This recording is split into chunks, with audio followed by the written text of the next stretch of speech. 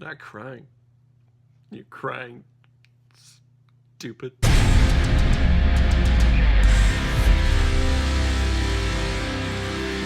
Sophie's Choice, released in 1982 and is directed by Alan J. Pakula, who's also behind such films like All the President's Men and The Pelican Brief. And this movie is a three-person show consisting of Meryl Streep, Kevin Kline, and Peter MacNicol. The year is 1947, and young Southern writer Stingo has moved to Brooklyn to achieve his dream of one day becoming a writer. And once he is there, he befriends his neighbors going by the name of Sophie and Nathan. Nathan, who is very eccentric and can snap on a whim, and Sophie, who is a Polish immigrant who seems to have many secrets hiding in her closet. And the whole film, well really there are two films here. The first part is these three people just exploring their friendship with each other. Nathan and Sophie, who have this kind of on-again, off-again type relationships. Some days they are so madly in love with each other, and then some days Nathan just snaps on a whim and is yelling and screaming at her. I don't ever think that we see him get abusive with her, but storms out, and then they're all happy-dory again by the morning. And Stingo, which is just...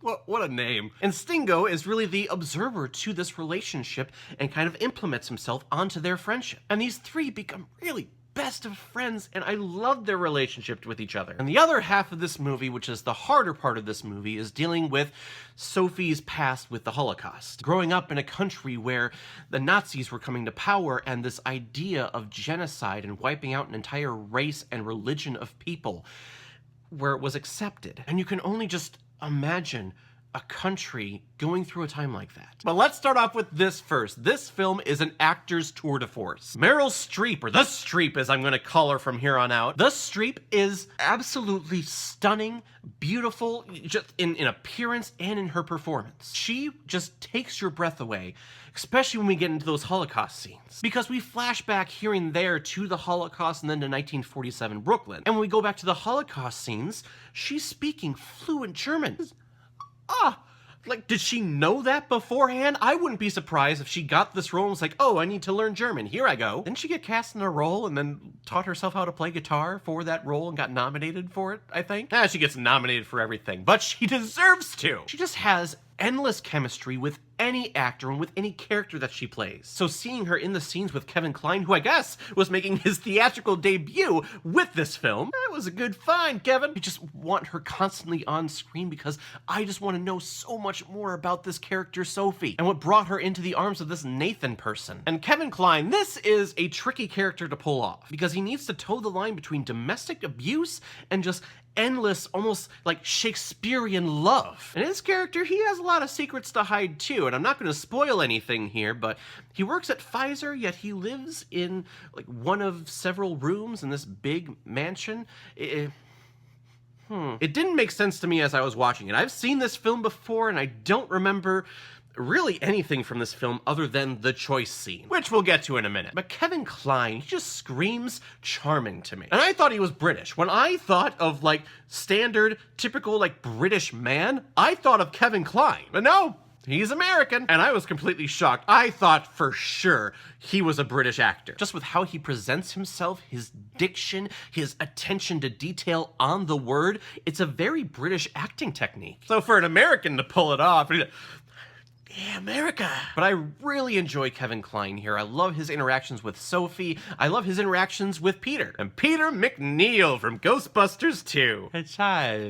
A child for Vigo. But he plays the window into this life, into the story from the audience. He's clueless about really how to live on his own, let alone live in a different state, in a different city. And he's our window into this couple's life, Sophie and Nathan. And you can tell that he starts becoming infatuated with Sophie throughout the film, but he is such a good person that he loves Nathan to death as well and never wants to betray his friendship that way. And it's through Stingo that we start finding out about Sophie's past with the Holocaust from World War II. Which brings us to the other movie that's happening in here, and that's about this character's experience going through the Holocaust. Sophie is a Holocaust survivor, and it's a very hard thing to watch on screen when it comes to the Holocaust or even talk about it, because that is the most despicable thing, I think, that humankind has ever done. And this film could have easily gone into the graphic and gritty and dirty and disgusting parts of the Holocaust, but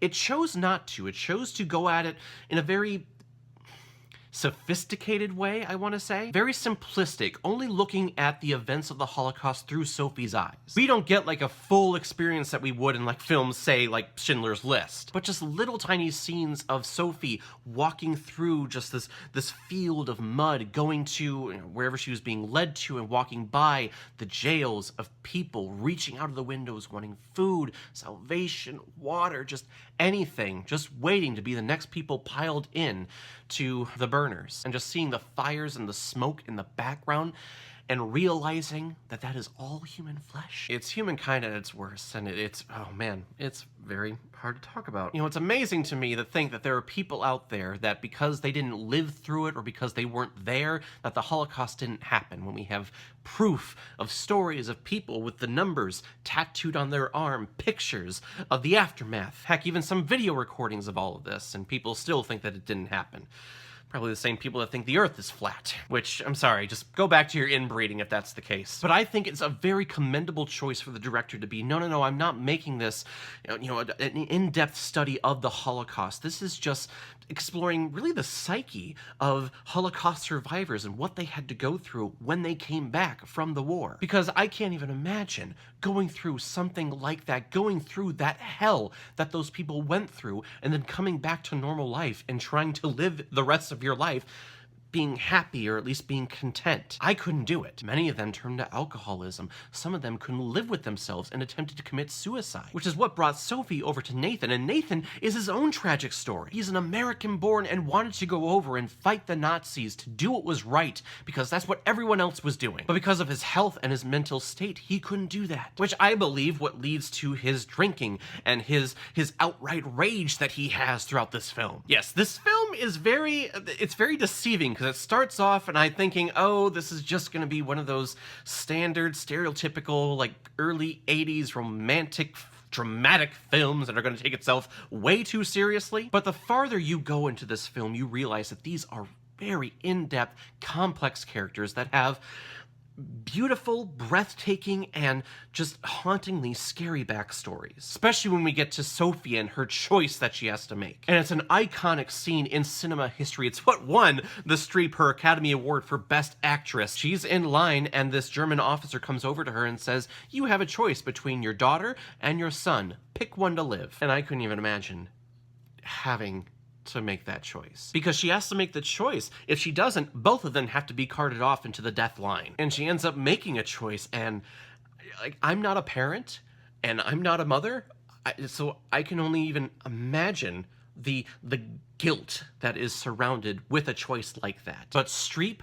plays it hauntingly beautifully. The look of terror and anger and sadness on her face. Her mouth is open. It's wide open as if she's supposed to be screaming, but there's no sound coming out. To be in that much physical or emotional pain that you try to make a sound and nothing comes out, that is true suffering. And I watched the behind the scenes video footage of this film, and Streep was saying, I thought I was screaming. I thought what I was doing is I was screaming at the top of my lungs, and then watching it back, no sound came out, and I never watched that scene again. And who would blame her? Heck, I'm an audience member. I don't want to see that scene ever again. It's shot beautifully. The script is just absolutely incredible, and it's a film that you can see once and then never touch it again. So in the end, guys, Sophie's Choice is really about the characters. We have 3 fantastic performances, 1 breathtaking performance from Meryl Streep, and we have a lot of classy choices made by the director to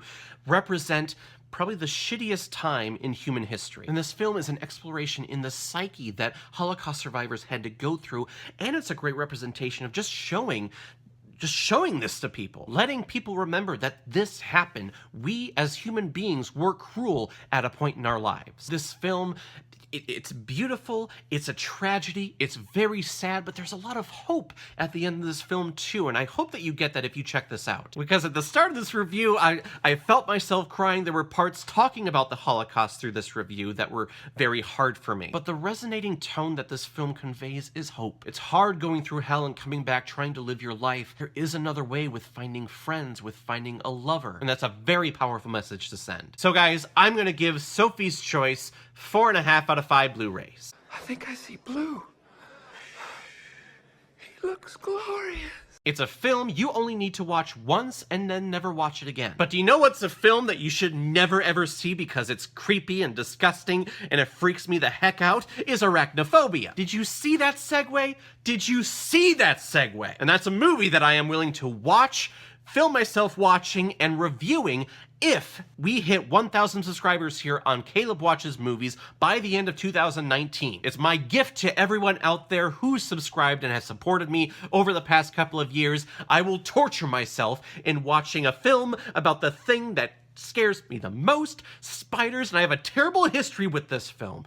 And I haven't seen it in several years because it creeps me out, but I'm willing to do it for you because I love all of you. So now comes the part in my video where I pick which movie I'm watching next, and my next movie is a fan recommendation from one of my longtime friends, and definitely my wife's best friend in the whole wide world, Andrea Lau. Andrea, good old Andrea. She watched this movie a couple of weeks ago and gave me the recommendation, Bad Times at the El Royale. One of the newer films that I've ever reviewed here on this channel. And I've never seen it before. It looks to me like a Quentin Tarantino-esque film. Someone trying to be Quentin Tarantino. I know there's Chris Hemsworth, Jeff Bridges, Dakota... Is it Dakota Fanning?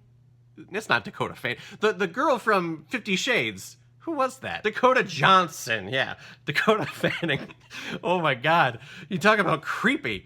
But I have no idea what it's about. I'm excited to see it. I heard mixed things, so Andrea, I hope you gave me a good one.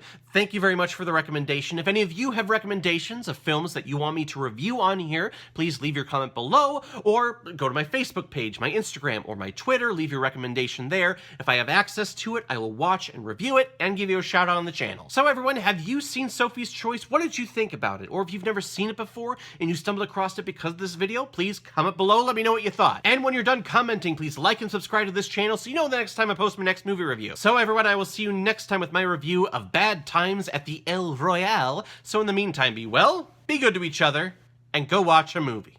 Take care, guys.